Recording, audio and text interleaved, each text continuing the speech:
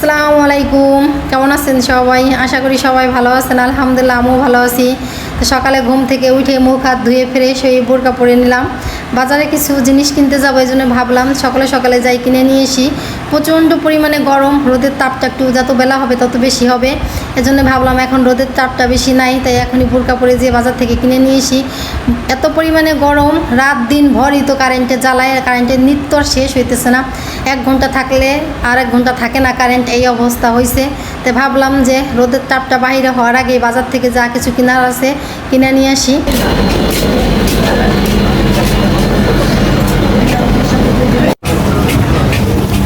সিবা তুই সামনে আয়।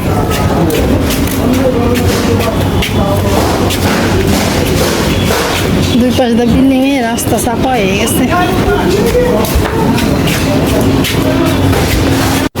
বাংলা বাজারের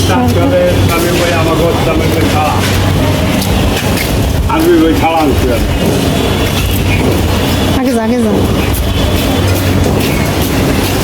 ভাঙ্গা বাজারে সরকার এত জায়গায় জায়গায় প্রস্তাব পায়খানা দিয়ে দিচ্ছে, তারপরে জনগণ বলতে পুরুষ মানুষ এদিক সেদিকে প্রস্তাব করে।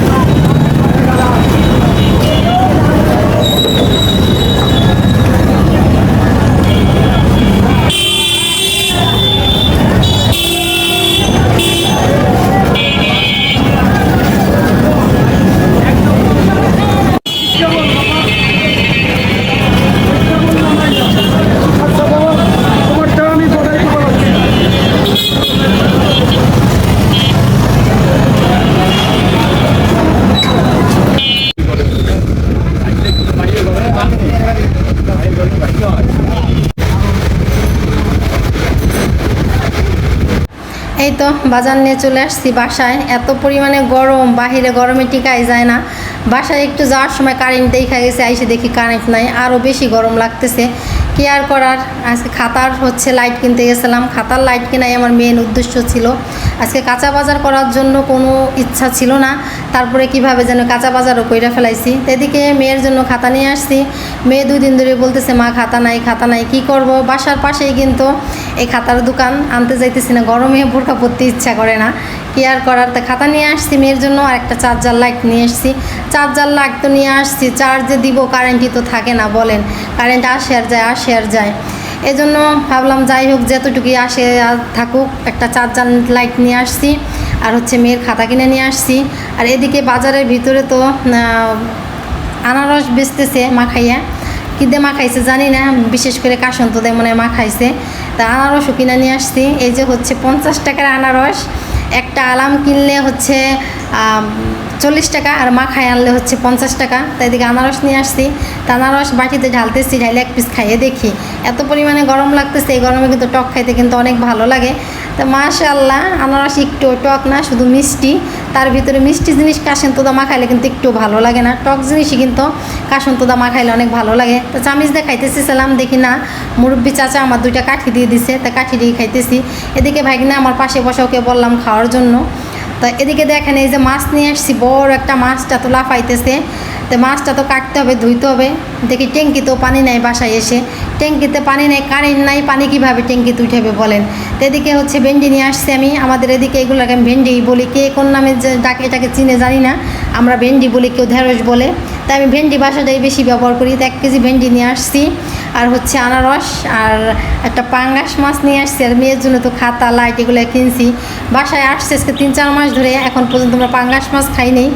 আর বাড়ি থাকতেও আমাদের পাঙ্গাস মাছ অনেক দিন ধরে খাওয়া হয় না। তা ভাবলাম আজকে একটা পাঙ্গাস মাছ নেই বাসায়, অনেক দিন ধরে যেহেতু খাওয়ায় না, তো বড় দেখে একটা পাঙ্গাস মাছ নিয়ে আসছি বাসায়। আর পাঙ্গাস মাছটা আমি সাদা দেখে আনছি, সাদা পাঙ্গাস মাছে কিন্তু গন্ধ কম কয়, এজন্য সাদা পাঙ্গাস মাছের দামটাও একটু বেশি, এজন্য আমি বড় দেখে একটা সাদা পাঙ্গাস মাছ নিয়ে আসছি। এই মাছ কিন্তু পাঙ্গাস মাছ অনেকেই খাইতে চায় না, গন্ধ কয়, কিন্তু পাঙ্গাস মাছ খাইতে কিন্তু আবার অনেক কষ্টও আছে। ডুমুর পাতাটা বলেন বাসায়, তো ডুমুর পাতা নাই, আমি হচ্ছে গুনা দিয়ে একটা গুনা কিনে রাখছি এই পাঙ্গাস মাছের শিঙি মাছ ডলার জন্য। সেইটা দিয়ে এখন সুন্দর করে ঘষবো, ঘষিয়াকে দবদবা ফর্সা বানাই ফেলবো। তারপরে তো অনেকক্ষণ পর্যন্ত পুইলাই করে খাইসা ধুয়ে পরিষ্কার করে নিবই, তার ভিতরে আবার গরম পানি, লেবু এইগুলা দিয়েও পরিষ্কার করে নেব। তাহলে এইভাবে এই পাঙ্গাস মাছ রান্না করলে পাঙ্গাস মাছ খাইতেছি না কি খাইতেছি আপনি বুঝতেই পারবেন না, এত মজা লাগবে। তো এখন এই মাছটাকে কাইটে ধুয়ে নিতে হবে। আমার ট্যাঙ্কিতে নাই পানি, মাছ কাটা ধোয়ার কথা মনে করলে তো মনে পড়ানো অস্থির করে আসতেছে। তো যাই হোক, অবশেষে মিশন সাকসেস করছি, মাছটা কাটছি। মাছ কাটতে যেয়ে আমার অনেক কষ্ট হয়েছে, মাছ কাইটে ধুয়ে যে পরিষ্কার করে নিছি। আজকে মাথা, লেজা, কানসা এগুলো রান্না করব, যেহেতু তাজা পাঙ্গাস মাছ আজকে আনছি, আজকে এগুলো একটু কষাই রান্না করব। আর বাজারে যাওয়ার সময় কিন্তু আমি চিংড়ি মাছ ভিজে রেখে গেছিলাম, আজকে চিংড়ি মাছ ভুনবো আর ডাল রান্না করব। বাজার থেকে তো পাঙ্গাস মাছ আনার আমার কোনো ইচ্ছাই ছিল না, যা তারপর একটা আইনে ফেলাইছি। আজকে তাজা মাছ আনছি। আর যদি বাজার থেকে কোনো তাজা মাছ আনা হয় ওই দিনই কিন্তু এইভাবে রান্না করলে বেশি মজা লাগে, ফ্রিজে রাখলে পরে ওই স্বাদটা ওই রকম, আর আজকে রান্না করব সেই স্বাদটা লাগবে অন্যরকম। তো ভাবলাম আজকে মাথা, কানসা, নেজা, কয় পিস মাছ আজকে ভুনবো, আর হচ্ছে চিংড়ি মাছ ভুনবো, আর হচ্ছে ডাল রান্না করব। বাজার গোছগাছ করে মাছ কেটে ধুয়ে পরিষ্কার করে ফ্রিজে রেখে তার চলে আসছি রান্নাঘরে সকালের নাস্তা বানানোর জন্য। আজকে বানাবো হচ্ছে রুটি আর ভাজি। তা ভাজি আমার রান্না করা হয়ে গেছে, ভাজিতে একটু তেল বেশি হয়ে গেছে, এক পাশে চাপাই রাখছি ভাজি, আর এক পাশে তেল চলে যাবে এরকমভাবে আমি রাখছি। বরাবর সবসময় আমি একটু ভাজিতে তেল বেশি দিই, তারপরে এইভাবে চাপাই। ভাজিতে মনে হয় কি তেল কম দিলে আমার কাছে মজা লাগে না, তাই এইভাবে আবার পরে তেল বের করে ফেলাই।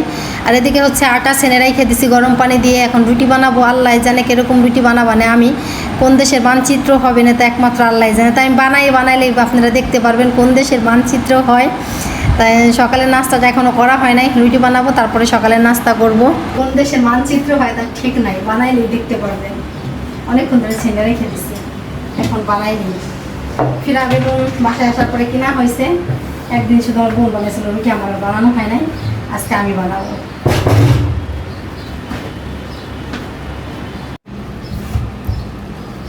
আটা একটু ছানা নরম হয়ে গেছে।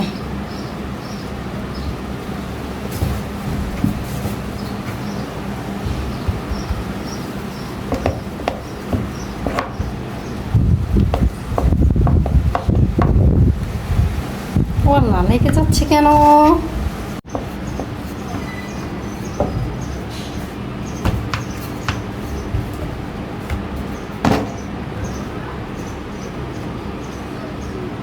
শিবাদ এটা বন্ধ করছে, দাব্বা ফ্যানটা বন্ধ করছে।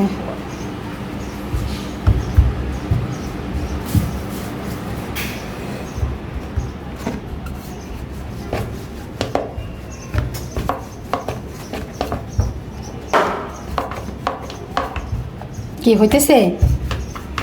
হ্যাঁ, খাওয়া যাবে? বাকি যাবে নি ক শিপা? যাবে খাওয়া? তাই ওদের দিছি পরোটা বানাইয়া, আর আমি বানাইছিল রুটি। আমি পরোটা বানাইনি, তেল দিয়ে পরোটা সকালবেলা খাইতে আমার কাছে ভালো লাগে না, এই যে রুটি বানাই, এই যে ভাজি দিয়ে খাইতেছি। এই রুটির কালারটাকে একের হয়েছে না? রুটি বানানো কিন্তু একের হয়েছে, ঠিক না? বানাইতে ঠিক হবে। সকালের নাস্তা করে তো দুপুরে রান্না করতে চলে আসছি। তো বাজারে যাওয়ার আগে কিন্তু আমি চিংড়ি মাছ ভিজিয়ে রেখে গেছিলাম। আমার মেয়ে তো বড় অনেক পছন্দ করে চিংড়ি মাছ, তো ভাবলাম যে চিংড়ি মাছটাই ভুনা করি, আর হচ্ছে কয়েক পিস পাঙ্গাস মাছ ভুনা করি। যেহেতু আজকে তাজা একটা পাঙ্গাস মাছ আনছি, আজকে তাজা পাঙ্গাস মাছ ভুনলে কিন্তু অনেক মজা লাগবে। আর পাঙ্গাস মাছের মাথা, লেজা আজকেই ভুনলে মজা লাগবে, ফ্রিজে রাখলে পরেও ভুনলে মজা লাগবে না। এই চিন্তা ভাবনা করেই আজকে কিছুটা পাঙ্গাস মাছ ভুনবো, আর চিংড়ি মাছ ভাইজে ভুনবো, আর হাতে মাখায় ডাল রান্না করব।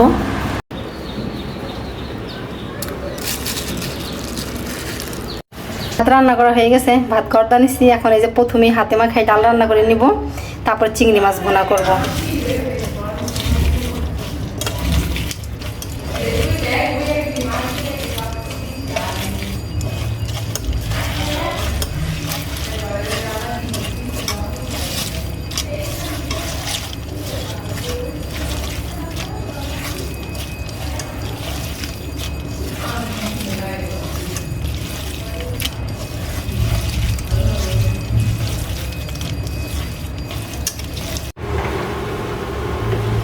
ডালে বলক চলে আসছে, এখন ঢাকনাটা ঢেকে দিব পাটটা কমিয়ে, তাহলে সুন্দর মতো ডালটা ফুটে যাবে।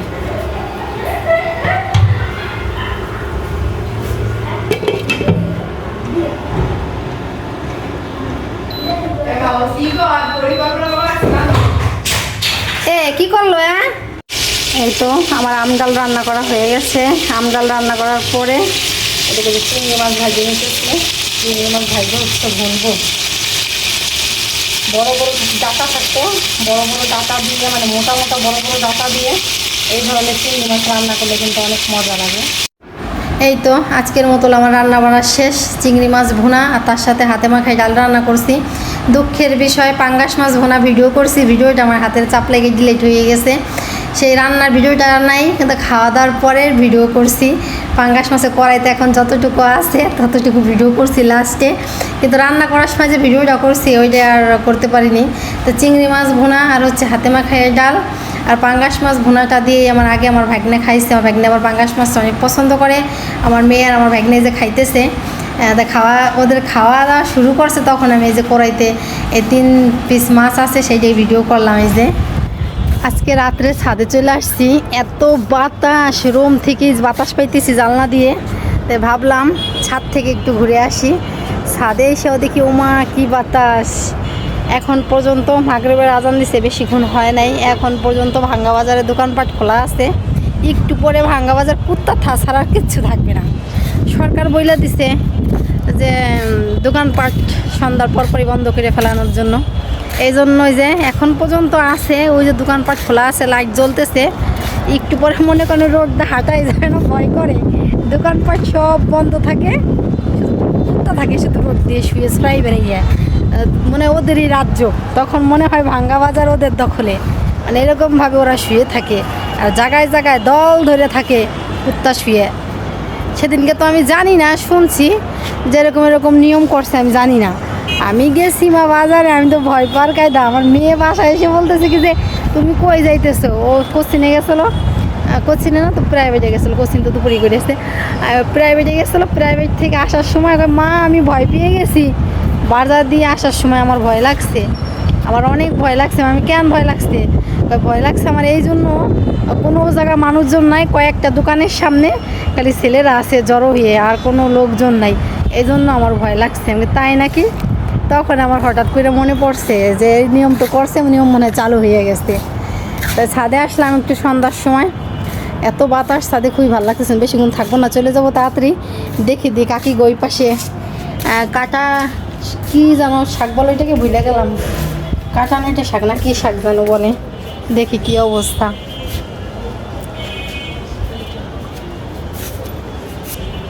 হ্যাঁ কিছু কিছু জায়গায় আছে, নাই আমার না। রাত হলে দেখা যায় ওই যে প্রত্যেকের রুমের জানালা খুলে দিছে। দিনে আর জানালা, অধিকাংশ মানুষই দিনে জানালা খোলে না, রাত্রে হয়তো একটু খুলে, তাছাড়া খুলে না। এই যে কাকির সেই শাক অনেক বড় হয়ে, মা দেখেন এই যে কাটা, দেখেন কি কাটা। ছাদে যেহেতু আসছি এই জন্য ভাবলাম যে কাকির এই কাটানো এটা ডাটা শাক একটু দেখে জানা কি, আমার বলতে ভুল হচ্ছে নাকি জানি না। এই যে অনেক বড় হয়ে গেছে, এর থেকে বড় হলে মজা লাগবে না। এইভাবে নিয়ে দেখি, গোড়া দেখি একটু ধুইরে নরম আছে নাকি। মা শক্ত হয়ে গেছে, শক্ত হয়ে গেছে, শক্ত হয়ে গেছে অনেক। এই যে এই পাশ দিয়ে আরো জ্বালাইছে। এইটা কি গাছ এটা বলতে পারলাম না।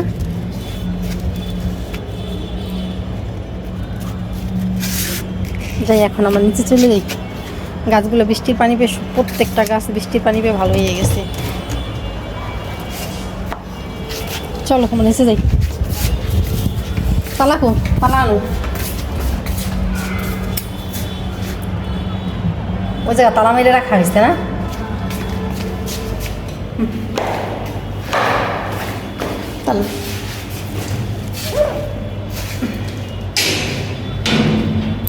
এখন নিচে যাই আমরা কি করবো? সিপাতে জন্য দুধ জাল দেবো না? সিপা তো জন্য কি দুধ জাল দেবো নিচে দিয়ে? যাই চলো নিচে